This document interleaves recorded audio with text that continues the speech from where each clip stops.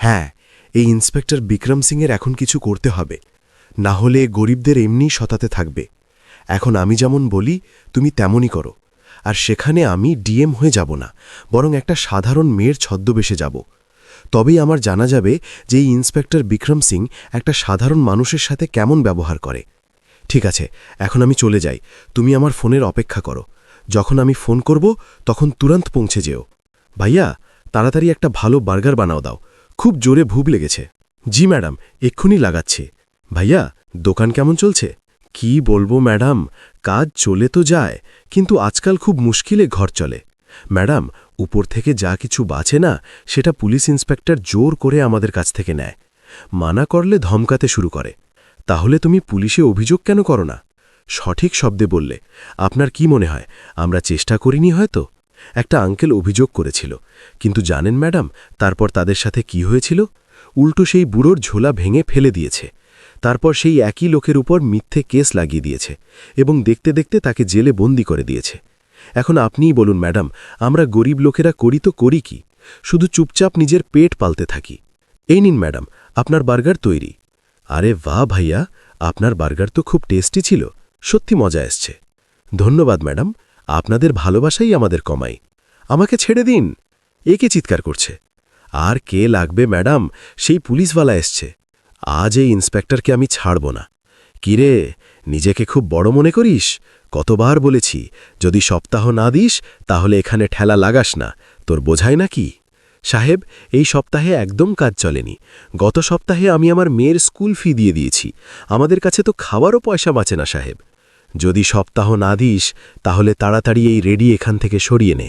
না হলে তাহলে তোকে জানা আছে পরে কি হবে। সাহেব, আমি গরিব মানুষ, পরের সপ্তাহে আপনার পুরো পয়সা ফেরত দেব, প্লিজ এমন করবেন না সাহেব। নে চল, হট এখান থেকে।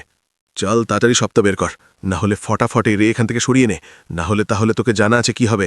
সাহেব, হাত জোর করে বিনতি, আজ সন্ধ্যায় আমি আপনার পুলিশ স্টেশনে আপনার পুরো পয়সা পাঠিয়ে দেব, শুধু এখন আমার এই রে এখান থেকে সরাবেন না সাহেব। তুই আমাদের সন্ধে পর্যন্ত অপেক্ষা করাবি? তোর এই সাহস! নিজেকে খুব চালাক মনে করিস? চল হট, এটাকে এখান থেকে সরা। এ কি অসভ্যতা! আপনি গরিবদের সাথে এমন কি করে করতে পারেন? যদি আপনার কাছে পাওয়ার আছে তাহলে কি আপনি তার ভুল ব্যবহার করবেন? সবচেয়ে প্রথম কথা, সপ্তাহ চাওয়া অবৈধ, আর যখন এ বলেছে যে এর কাছে পয়সা নেই, তাহলে আপনি এর রে ভাঙছেন। এর চেয়েও বড় অপরাধ। এখন তো আমাদের আইন শেখাবি? যদি এখানে রে লাগাতে হয় তাহলে সপ্তাহ দিতে হবে, না হলে এখানে কারো রে লাগবে না, বুঝলি? ছেড়ে দাও, এরা খুব খারাপ লোক, এদের মুখে লাগো না, এসব কথা বলে কোনো লাভ হয় না। না বাবা, যদি আজ আমরা এদের যেতে দিই তাহলে এ আরও বেশি সপ্তাহ উসুল করবে। আমাদের এদের এখনই থামাতে হবে। এ পুলিশ আমাদের রক্ষা করার জন্য। মেয়ে, তুই আমাকে হয়তো চিনিস না, আমার নাম ইন্সপেক্টর বিক্রম সিং।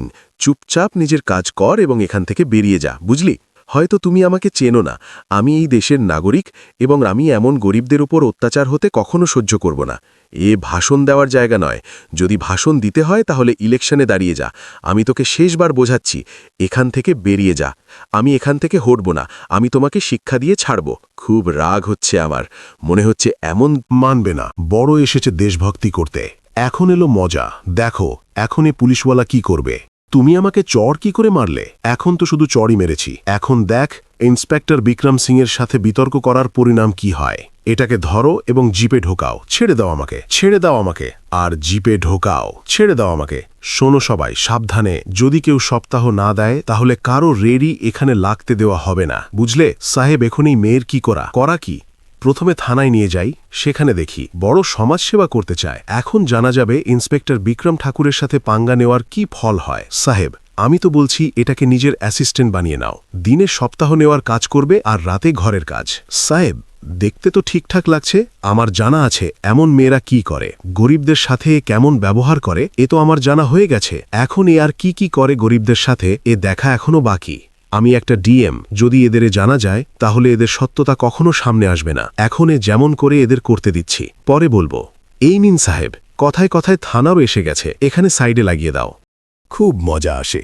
একদিন তোমরা সবাই এর সাজা অবশ্যই ভোগ করবে।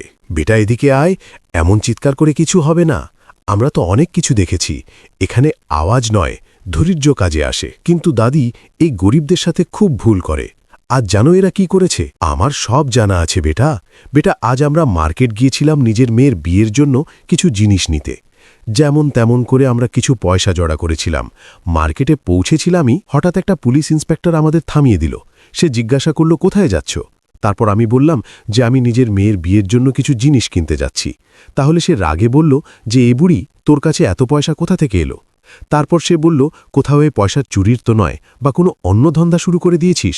কিছু না শুনে জোর করে আমাদের জেলে বন্দি করে দিল আর বলল, যতক্ষণ চুরির স্বীকার না করবে ততক্ষণ এখানে পচবে, এমন বলে দিল তারা, এবং আমাদের সব পয়সা ছিনিয়ে নিল। এখন আমরা গরিব লোকেরা কি করি বেটা? You look hungry, or perhaps you prefer the silence. কেন? হ্যাঁ, মজা আসছে না? বললে তো তোমার জন্য একটু জল বা কম্বল পাঠিয়ে দিই। আমি তো আগেই বলেছিলাম চুপচাপ চলে যা। যখন তুমি আমার কথা শোনোনি, তুমি নিজের ইউনিফর্মের ভুল ব্যবহার করেছ।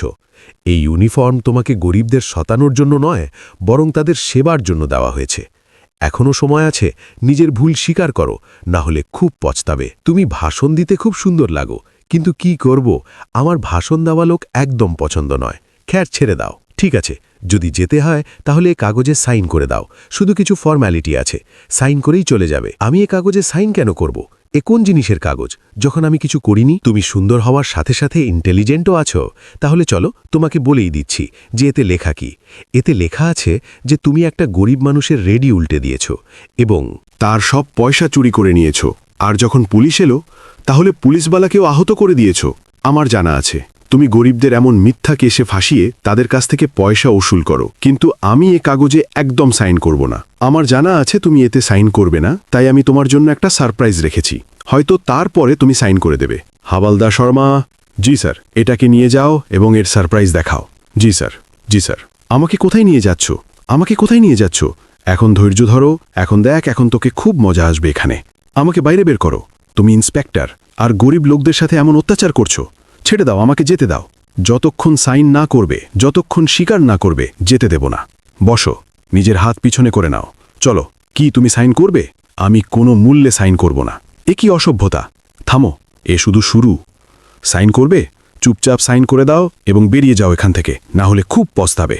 মনে হচ্ছে তুমি এমনি মানবে না। আমাকে নিজের কাজ করতেই হবে। দরজা খোলো। কি হচ্ছে ইন্সপেক্টর বিক্রম সিং? আর এই শোর কেন তৈরি করে রেখেছ? তোমাদের অভিযোগ আমার কাছে এসেছে। সব চুপচাপ দাঁড়িয়ে থাকো। সাহেব, ও সাহেব, এ এমন অমন করছিল। এ কি লাগিয়ে রেখেছ? আর এই মেয়েকে? সাহেব, এই মেয়ে খুব চালাক। এই গরিবদের সাথে খুব খারাপ ব্যবহার করে এবং তাদের পয়সাও চুরি করে নেয়। তোমাকে একটা লেডিস সাথে এমন করতে পারো না? তোমাকে জানা আছে না যে লেডিস কনস্টেবল ডাকতে হতো? এতে আমাদের কতটা বদনাম হবে। স্যার, আমি লেডিস কনস্টেবলও ডেকেছিলাম। সে তার হাত মুড়ে দিয়েছে এবং তাকে চোট পৌঁছিয়েছে। সে এখন হাসপাতালে আছে। এই কারণে আমি নিজেই এর ক্লাস নিচ্ছি। না স্যার, এ মিথ্যা বলছে। এতে কোনো লেডিস কনস্টেবল ডাকায়নি। তখন থেকেই আমাকে মারপিটের কথায় ভয় দেখিয়ে চলেছে। চুপচাপ বাড়িয়ে থাকো। কি তোমার কাছে কোনো প্রমাণও আছে যে এ চুরি করেছে? বা কোনো প্রমাণ ছাড়া তুমি এটাকে এখানে বন্দি করে রেখেছ? এখন এটাকে লকআপে বন্দি করে দাও। কোনো তামাশা চাই না। কাল সকালে লেডিস কনস্টেবল ডেকে জিজ্ঞাসাবাদ করিয়ে নেও, বুঝলে? জি স্যার। দেখো ইন্সপেক্টর বিক্রম, আমাদের সমাজে ইজ্জত আছে। যদি কাউকে জানা যায় তাহলে খুব বদনাম হবে। তাড়াতাড়ি। জি স্যার। জি স্যার। আমাকে কোথায় নিয়ে যাচ্ছ? আমাকে কোথায় নিয়ে যাচ্ছ? এখন ধৈর্য ধরো। এখন দেখ, এখন তোকে খুব মজা আসবে এখানে। হাওলাদার, যাও। কোনো বাঁচা খাবার পড়ে থাকবে, যাও তাকে মেখে দিয়ে আসো। ঠিক আছে স্যার, আমি যাচ্ছি। এই নে, এ খেয়ে নে। এত খারাপ খাবার কে খাবে? যদি এই পুলিশ ইন্সপেক্টরকে শিক্ষা দিতে হয় তাহলে এতটা তো সহ্য করতে হবে। খিদেও খুব লেগেছে। কাল থেকে কিছু খাইনি। খুব খিদে লাগছে। উঠ, সকাল হয়ে গেছে। চল, উঠে দাঁড়া, সকাল হয়ে গেছে। এখন ঘর যেতে পারিস। কেউ তোর জামিন কুড়িয়ে দিয়েছে। আমাদের জানা নেই, তুমি নিজে চলে দেখো। কিন্তু আমার জামিন কুড়িয়েছে কে?